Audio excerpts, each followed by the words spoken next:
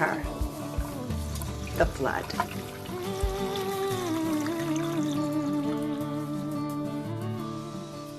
Down there? I haven't been down there since 1953. No, it had nothing to do with Eisenhower. No, trust me, you don't want to go down there. It's very damp, very clammy. Smell the mildew, gets in your clothes. It's horrible. No, there was no accident down there. It didn't blow up or catch on fire. It wasn't so dramatic. What's a nice girl like you going around talking to old ladies about their down there's for? We didn't do this kind of a thing when I was your age. Well, there was this boy. Oh, God. Andy Lefkoff. Oh, God. He was so good-looking and tall like me. He asked me out for a date, I'll never forget, in his new white Chevy Bel Air. Oh, my God. I can't do this. I'm sorry. I can't talk to you about down there. You just know it's there like the cellar. You can hear the pipes. Things get caught there from time to time. Little animals and things. It gets wet. People come. They plug up the leaks. Otherwise, the door stays closed. You forget about it. Andy. Oh, God, he was a catch. That's what we called it in my day. We're in his car, and all I'm thinking about are my kneecaps. I have very long legs, and my kneecaps were smushed up against the dashboard.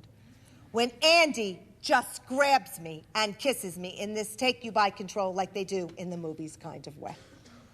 Well, I got excited. I got very excited. And there was a flood down there. This river of life, this force of passion just flooded out of me. Right through my panties, right onto the car seat of his new white Chevy Bel Air.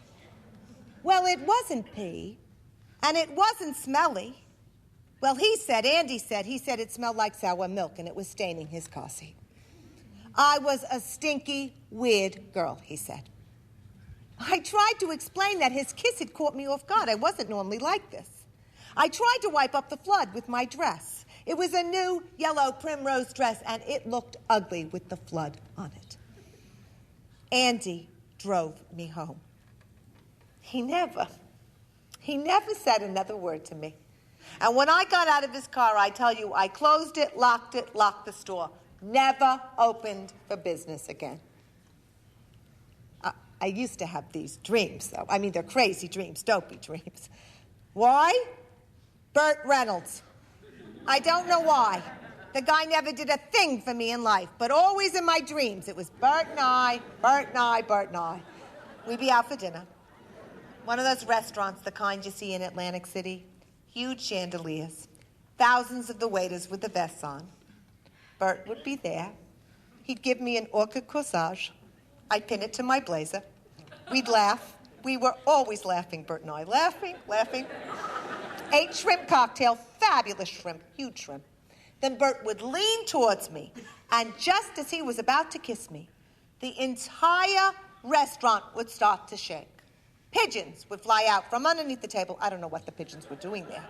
And the flood would come straight from down there. It would pour out of me. It would pour and pour. There'd be little boats inside it and little fish. And the entire restaurant would fill up with my flood. And there would be Burt standing waist deep in it looking horrified.